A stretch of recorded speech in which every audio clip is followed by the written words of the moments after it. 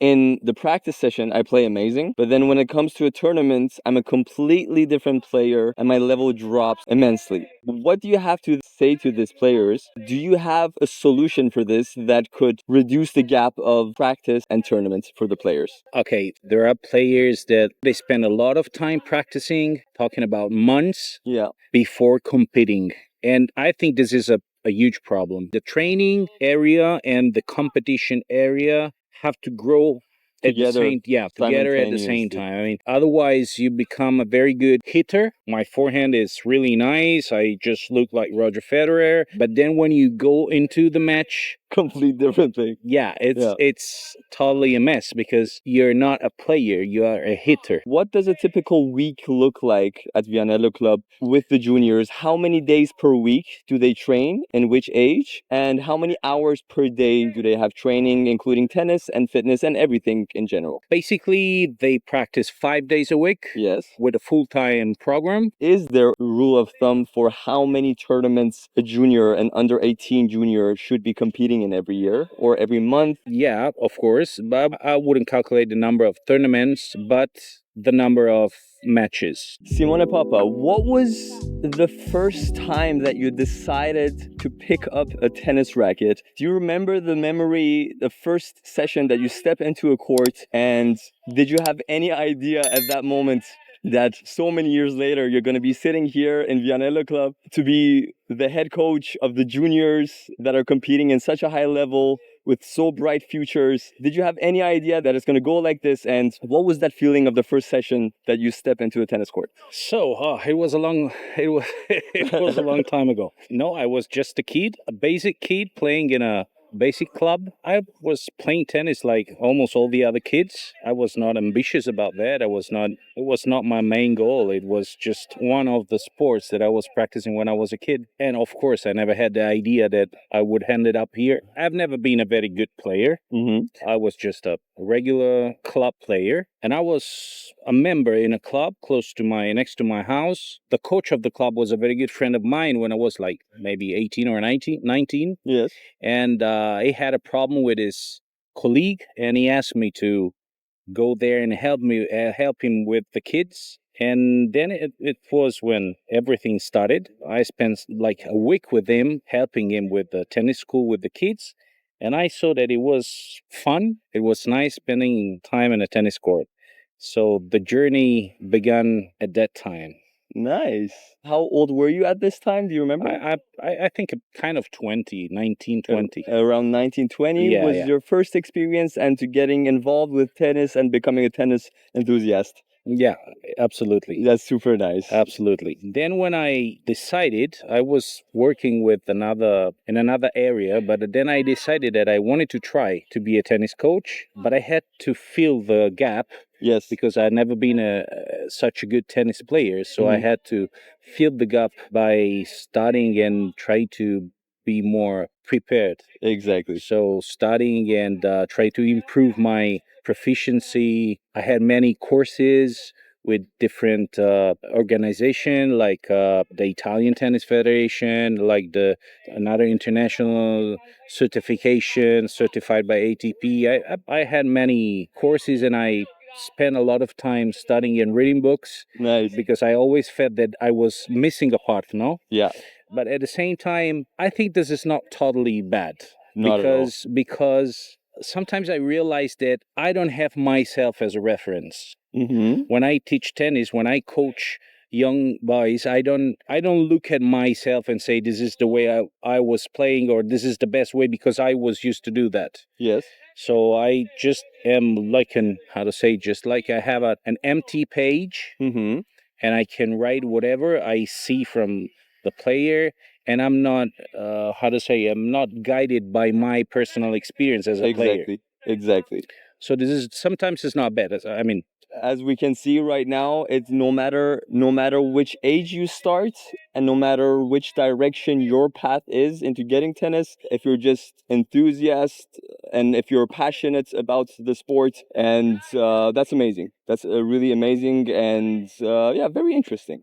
Yeah, and let me say that my journey here, I've been working here since many years. Yes. Like 12 or 13. Yeah.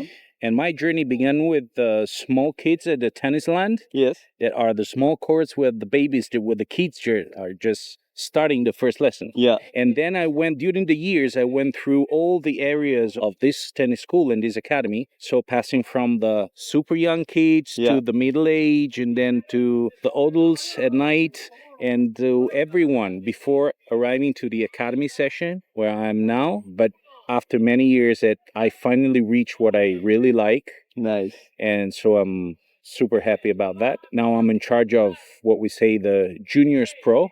I mean, the boys and girls that are usually 14 and under or 16 and under, Yes. that are on their way trying to become a professional tennis player. So they are very focused on that. Most of them are studying online yet. So we can organize a very good project around them. Yes. We can practice in the morning and in the afternoon, which is very good for a young player. So because especially in the morning, we have a lot of time because we have like the practice session in the morning is 2 hours. Yes. So we have a lot of time to take care of the details, mostly technicals. Yes. And then we have the afternoon practice where we usually focus on match play. Okay, so that's exactly one question that I wanted to ask from you right now is that as head coach of the junior pros of the club, what does a typical week look like at Vianello Club with the juniors? How many days per week do they train? In which age? And how many hours per day do they have training, including tennis and fitness and everything in general? Basically, they practice 5 days a week. Yes. With a full-time program. Yeah. I mean, morning and afternoon. But it really depends. I mean, it depends from the player and from the time during the year, if we are close or far from the competitions. So it may vary a lot. I mean, it may vary a lot. It depends. Usually they have a double session in the morning.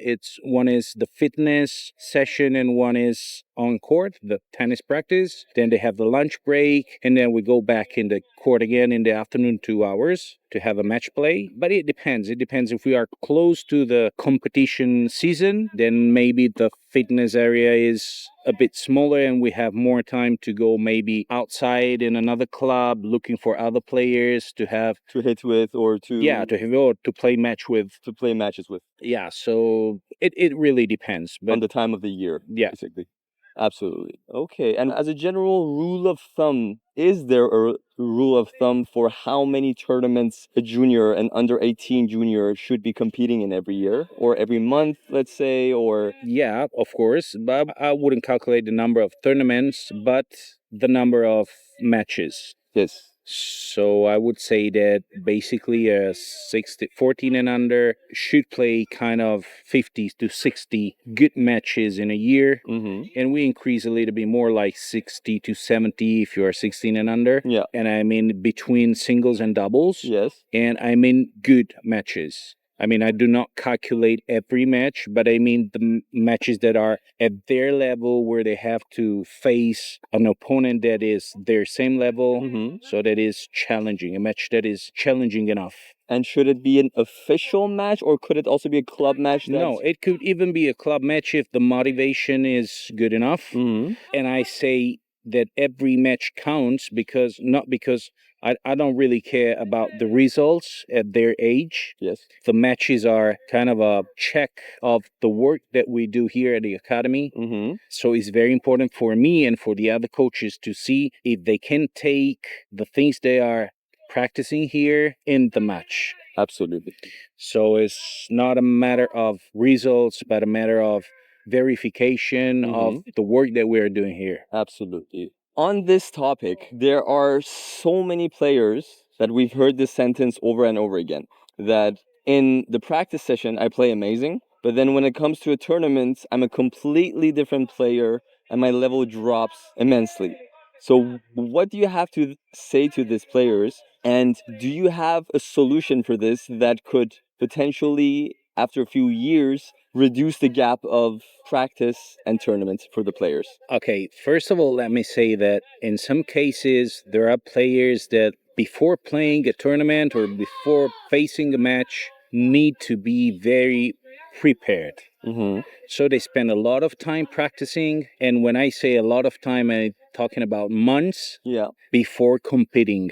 And I think this is a a huge problem. The practicing, the training area and the competition area have to grow Together, together at the same simultaneously. time. I mean, because otherwise you become a very good hitter. I mean, my forehand is really nice. I just look like Roger Federer. But then when you go into the match, Complete different thing. yeah, Yeah. it's totally a mess because you're not a player, you are a hitter. So this is the reason why they should be practicing and competing at the same time. When it happens, usually the performance is similar to their practicing level. Practicing level. But it's not the only reason why there is this gap.